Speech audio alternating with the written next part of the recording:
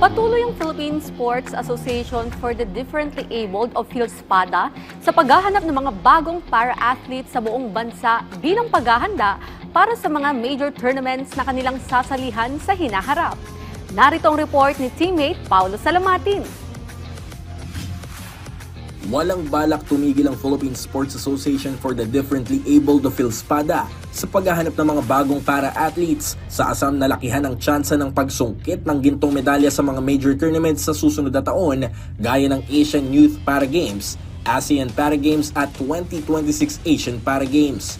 Sa pagbabalik ng Philippine National Para Games sa bansa nito lamang Nobyembre matapos mabakante ng 5 taon dahil sa pandemya, malaking bagay ito para sa National Para Community na nagsilbing event upang makadiskubre ng mga deserving athletes na maging kinatawan ng Philippine team. Sa panayam ng PTV Sports maliban sa ginanap na PNPG kamakailan, ibinahagi ni Philippine Paralympic Committee at PhilSPADA President Michael Barredo ang mga inisyatiba na ginagawa ng kanilang pamunuan upang mapabilis ang paghahanap ng mga para-athletes bago sumapit ang mga nasabing torneo.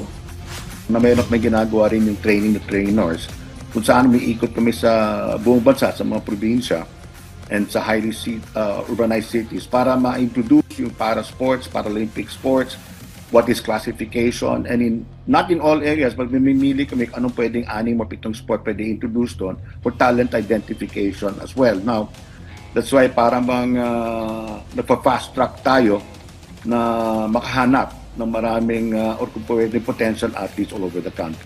Dagdag pa ni Barredo, focus din ng kanilang programa ang pagdiskubre ng mga batang atletang may kapansanan sa mga grassroots sporting events ng bansa gaya ng palarong pambansa at Batang Pinoy. There are 4 sports in the palarong pambansa kung saan sumasali yung ating mga students with disabilities, so nakakasali. But sana nga, nabanggit nyo kanina, kikinig ako sa inyong programa, sa susunod ng mga Batang Pinoy, maisama na rin sila.